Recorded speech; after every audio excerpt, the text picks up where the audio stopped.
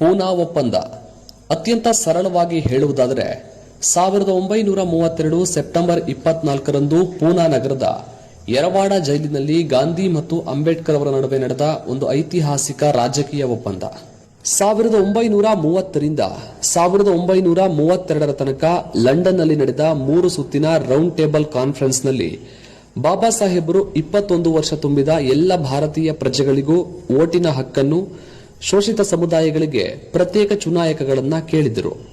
ಆದರೆ ಗಾಂಧೀಜಿ ಮತ್ತು ಅಂದಿನ ಸ್ವಾತಂತ್ರ್ಯ ಹೋರಾಟದ ಮುಂಚೂಣಿ ನಾಯಕರುಗಳೆಲ್ಲ ಭಾರತೀಯರೆಲ್ಲರಿಗೂ ವೋಟಿನ ಅವಕಾಶವನ್ನು, ಶೋಷಿತರಿಗೆ ಪ್ರತ್ಯೇಕ ಮತಕ್ಷೇತ್ರಗಳನ್ನ ಕಟುವಾಗಿ ವಿರೋಧಿಸಿದರು. ಈ ಎಲ್ಲಾ ವಿರೋಧಗಳ ನಡುವೆಯೂ ಅಂಬೇಡ್ಕರ್ ಅವರು ಬಯಸಿದ ಸಕಲರಿಗೂ ಮತದಾನದ ಹಕ್ಕು ದೊರೆಯಿತು. ಈ ತೀರ್ಪಿಗೆ ಬದ್ಧವಾಗಿರುತ್ತೇವೆಂದು ದುಂಡು ಮೇಜಿನ ಸಭೆಯಲ್ಲಿ ಸಹಿ ಹಾಕಿ ಬಂದ ಗಾಂಧೀಜಿಯವರು ಭಾರತಕ್ಕೆ ಬಂದೊಡನೆ ಈ ತೀರ್ಪಿನಿಂದಾಗಿ ಭವಿಷ್ಯದಲ್ಲಿ ಸೃಷ್ಟಿಯಾಗಬಹುದಾದ ಶೋಷಿತರ ನೈಜ ನಾಯಕತ್ವ, ಶೋಷಿತರ ಹಕ್ಕು ಅಧಿಕಾರಗಳನ್ನು ಲೆಕ್ಕ ಹಾಕಿ ಔಹಾರಿದರು.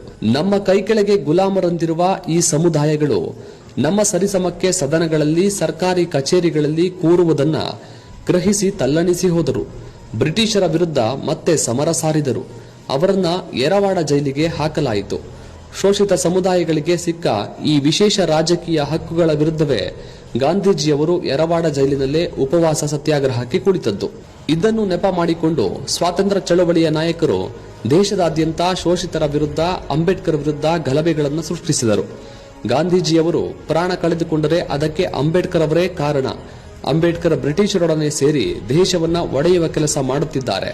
ಗಾಂಧೀಜಿ ದೇಶ ಉಳಿಸಲು ತಮ್ಮ ಪ್ರಾಣವನ್ನೇ ಪಣಕ್ಕಿಟ್ಟಿದ್ದಾರೆ ಎಂಬ ಸುಳ್ಳು ಸುದ್ದಿಗಳನ್ನ ಹಬ್ಬಿಸಿ ಗಾಂಧೀಜಿಯನ್ನ ಹೀರೋ ಮಾಡಿ ಅಂಬೇಡ್ಕರ್ ಅವರನ್ನ ವಿಲನ್ ಆಗಿಸಿದರು. ಇದರಿಂದಾಗಿ ಸ್ವಾತಂತ್ರ್ಯ ಹೋರಾಟಗಾರರು ಶೋಷಿತರ ವಿರುದ್ಧ ತಿರುಗಿಬಿದ್ದರು. ಅಂಬೇಡ್ಕರ್ ಅವರ ಮೇಲೆ ಒತ್ತಡ ತಂತ್ರ ತಂದರು. ಪ್ರಾಣ ಬೆದರಿಕೆ ಒಡ್ಡಿದರು.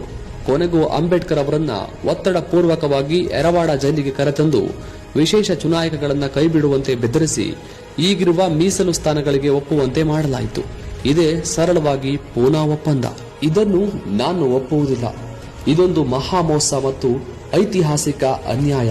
ಇದರಿಂದಾಗಿ ಶೋಷಿತ ಸಮುದಾಯಗಳು ಗುಲಾಮಗಿರಿಯಲ್ಲೇ ಉಳಿಯಲಿದ್ದಾರೆ. ಇದರ ಪಾಪವು ಗಾಂಧೀಜಿಯವರಿಗೆ ಸಲ್ಲುತ್ತದೆ.